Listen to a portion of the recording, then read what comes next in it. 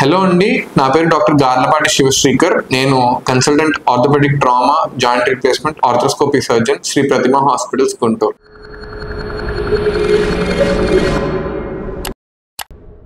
నేను ఈరోజు మీకు చెప్పబోయే టాపిక్ రుమటాయిడ్ ఆర్థరైటిస్.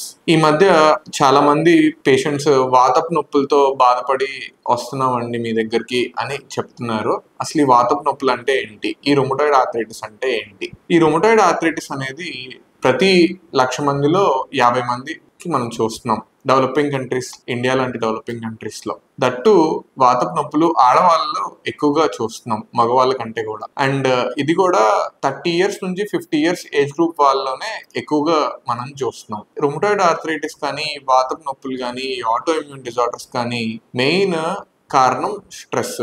ఈ స్ట్రెస్ పెరగటం వల్ల ఆర్ రీసెంట్ గా ఏమైనా పెద్ద ఇన్ఫెక్షన్స్ రావటం వల్ల కానీ అలా మన ఓన్ ఇమ్యూన్ సిస్టమ్ మన బాడీకి అగెయిన్స్ట్ గా యాక్ట్ చేస్తుంది. అంటే మన బాడీలో ప్రొడ్యూస్ అవుతున్న మన సొంత యాంటీబాడీసే మన టిష్యూస్ ని ఎఫెక్ట్ చేస్తాయి. దీని ద్వారా ఈ రుమటాయిడ్ ఆర్థరైటిస్ అనేది స్టార్ట్ అవుతుంది. మనకి సిమ్టమ్స్ ఎలా ఉంటాయంటే, పొద్దున్నే గంట సేపు దాకా చేతులు ఫ్రీగా ఉండకపోవడం, ఈ ఏళ్ళన్నీ పట్టేయడం, ఫ్రీగా మూమెంట్స్ చేయలేకపోవడం, దట్టు టిపికల్ గా మన మణికట్టు గాని అండ్ చేతుల ఈ చిన్న జాయింట్లు, ఈ చిన్న కీలు నొప్పులు, దీన్నే ఎర్లీ మార్నింగ్ స్టిఫ్నెస్ అంటాం. అంటే మనం ఏమన్నా వస్తువు పట్టుకుందామన్నా మనకి సహకరించవు మన జాయింట్స్. ఈ రుమటాయిడ్ ఆర్థరైటిస్ లో ఈ ప్రొడ్యూస్ అవుతున్న మన యాంటీబాడీస్ ఈ చిన్న జాయింట్ చుట్టూ, కీలు చుట్టూ ఉన్న క్యాప్స్యూల్ ని ఎఫెక్ట్ చేస్తుంది. ఈ కీలు పొర ఎఫెక్ట్ అవడం వల్ల మనకి ఈ మూమెంట్ అనేది సరిగ్గా రాదు. ఒక గంట సేపు తర్వాత కొంచెం ఫ్రీ అయ్యాక చేశాక మళ్ళీ వాళ్ళ వస్తువుని పట్టుకోవడం అది చూస్తాం ఎర్లీ స్టేజెస్ లో.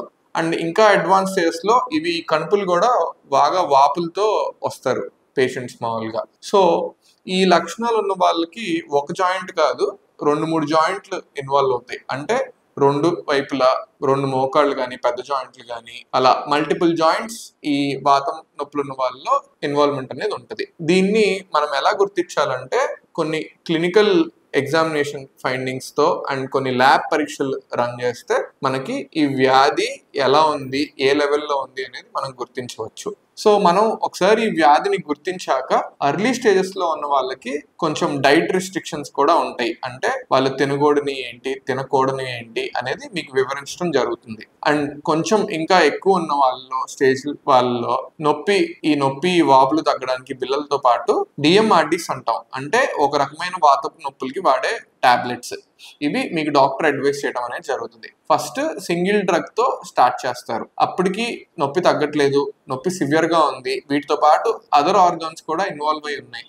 అంటే ఐస్ కానీ, లంగ్స్ కానీ, కిడ్నీస్ కానీ, ఇలా అదర్ ఆర్గాన్స్ కూడా ఇన్వాల్వ్ అయి ఉంటే మనం ఈ సిండ్రోమ్స్ అంటాం. అంటే ఈ వాతపు నొప్పులతో పాటు వేరే అతరత్ర ఇబ్బందులు ఏమైనా ఉన్నాయా అనేది ఎవాల్యుయేట్ చేసుకోవాలి. దాన్ని బట్టి మన ట్రీట్మెంట్ ప్రోటోకాల్ అనేది ఉంటుంది. సో ఎర్లీగా గుర్తించి మనం దీనికి సత్వరంగా ట్రీట్మెంట్ తీసుకొని అండ్ డైట్ ఏదైతే తీసుకోకూడదో అది ఫాలో అయ్యి జాగ్రత్తగా ఉంటే దీన్ని మనం అరికట్టవచ్చు.